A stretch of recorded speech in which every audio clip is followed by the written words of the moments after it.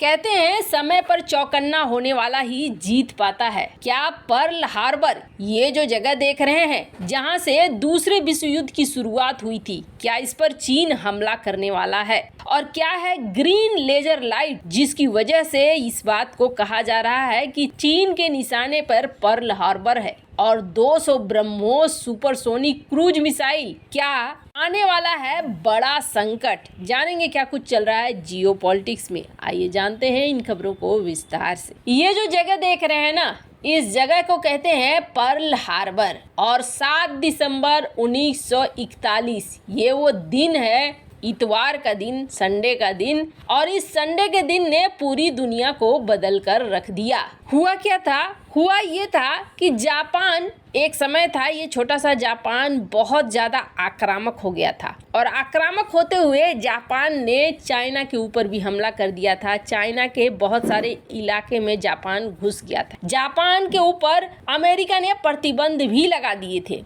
इस युद्ध में हालांकि अमेरिका डायरेक्ट नहीं था, पर अमेरिका जापान से बातचीत कर रहा था और कह रहा था कि आप जो इस तरीके से आक्रामक बनकर पूरी दुनिया में लड़ाई छेड़ रहे हो, इसे बंद करो। पर जापान मानने को तैयार नहीं था। जापान जितना आक्रामक हो चुका था, जापान के सामने अमेरिका ने यह भी कहा कि तुम चाइना से बाहर निकल जाओ, बाकी इलाकों को छोड़ दो, ये आक्रामकपन छोड़ दो। पर जापान से अभी बातचीत चली रही थी। जापान के अंदर दरअसल डर था कि शायद पूरी फ्लीट के साथ हमला कर देगा अमेरिका। और जापान के मन में आया कि अमेरिका हमला करे उससे पहले हम ही हमला कर देते हैं। और पर्ल हार्बर वो जगह बना जहां पर जापानी एयरक्राफ्ट ताबड़तोड़ बमबारी करते हुए नजर आए। और ये बमबारी कैसी थी, कितना बड़ा नुकसान हुआ था अमेरिका को, इसका अंदाजा पैसे लगाइए। 353 जापानीज एयरक्राफ्ट, जिसमें बॉम्बर्स भी थे शामिल, इन्होंने हमला किया। उस समय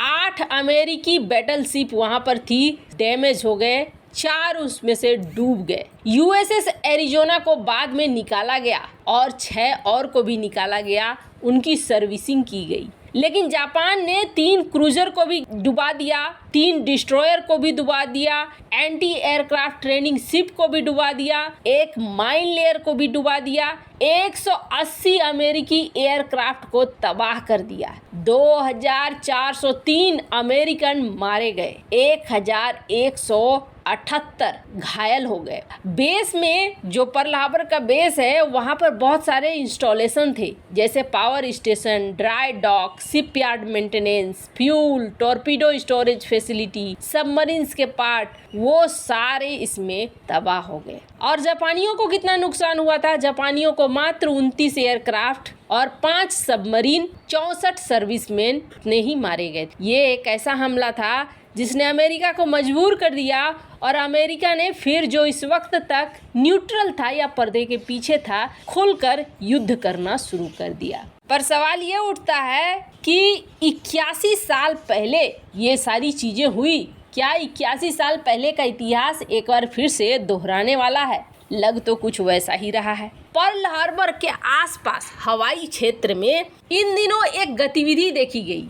और इसमें क्या देखा गया? अचानक आसमान से ना मैट्रिक्स स्टाइल में हरी हरी किरणें, जो लेजर लाइट जैसी थी, वो गिर रही थी। और ये हरी हरी किरणें काफी देर तक रही, उसके बाद ये हटी। सवाल उठने लगा कि आखिर ये क्या था? हरी हरी ये जो लेजर लाइट आ रही थी, ये लेजर लाइट कहाँ से आ रही थी? जब पता किया गया तो ये कहा गया कि दरअसल ये लेजर लाइट चाइना के सैटेलाइट से आ रही थी। पहले तो आप इस बात को जान लीजिए, जो ये सैन्य अड्डा है अमेरिका का ना, इसे फर्स्ट लाइन ऑफ डिफेंस माना जाता है, यानी पहला लाइन। इस घटना को, जो हरे रंग के लेजर इस्तेमाल हो रहे थे, हवाई के एक द्वीप के पहाड़ की चोटी पर लगा हुआ लाइव स्ट्रीम कैमरे ने रिकॉर्ड कर लिया। ये कैमरा टेलीस्कोप से जुड़ा हुआ था और अमेरिका को खबर मिल गया कि यहाँ पर एक उपग्रह, एक सैटेलाइट आई थी और इस सैटेलाइट ने हरे रंग की रोशनी फेंकी थी। अब इससे ये समझ में आया कि यहाँ पर जासूसी की जा रही थी। वैसे चाइना ने बोला ये हमारा उपग्रह है डाकी-1, हम सिर्फ प्रदूषण की निगरानी कर रहे थे। चाइना किस तरह के प्रदूषण की निगरानी करता है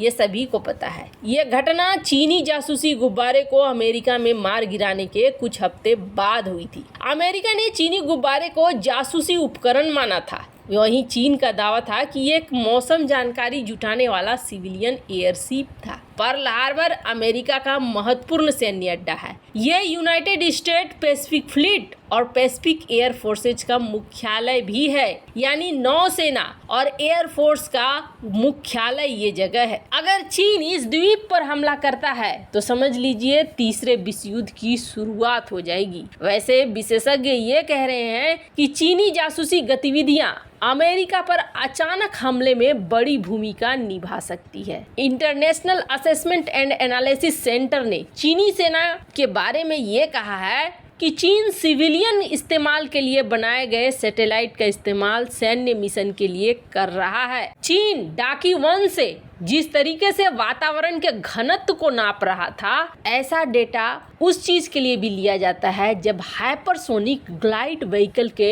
वॉरहेड को ठीक से टारगेट सेट करना हो। तब उन्हें भी पता होना चाहिए कि वातावरण कैसा है, घनत्व कैसा है। तो क्या हाइपरसोनिक ग्लाइड व्हीकल जिसके वॉरहेड कम ऊंचाई पर आड़े तिरछे उड़ते हैं, ऐसे में इनको इंटरसेप्ट करना और लक्ष्य का पता लगाना काफी मुश्किल होता है। ये प्रतिकूल मौसम में भी अपने टारगेट को मारकर गिरा सकते हैं, बशर्ते उन्हें आसपास के मौसम का सटीक डेटा मिलना चाहिए। ऐसे में चीन का डाकी 1 सैटेलाइट हाइपरसोनिक मिसाइल हमले के लिए मौसम का सटीक डेटा दे सकता है। विशेषज्ञ इस बात से सहमत हैं कि हवाई पर एक और आश्चर्यजनक हमले का खतरा है और इस खतरे में हाइपरसोनिक मिसाइल का इस्तेमाल हो सकता है। ये खतरा चीनी पीपुल्स लिबरेशन आर्मी से है, यानी कि चाइना से है। खैर, जहाँ एक तरफ ये सारी बातें हो रही है तो ऐसा नहीं है कि अमेरिका को इस बात का अंदेशा नहीं है कि इस तरीके का युद्ध हो सकता है। अमेरिका को भी अंदेशा है तो भारत को भी अंदेशा है। क्या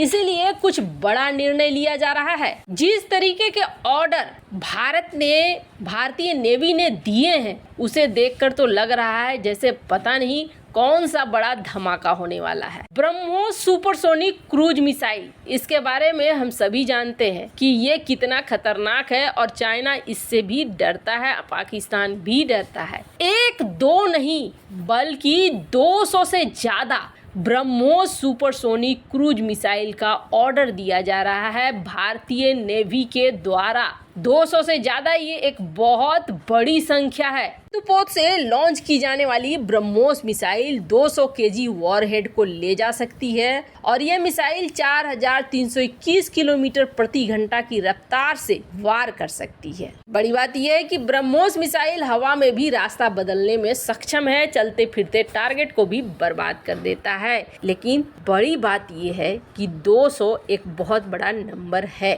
क्या भारत भी तैयारी कर रहा है आने वाले समय का? वैसे आपको क्या लगता है? कमेंट कर अपनी राय जरूर बताएं।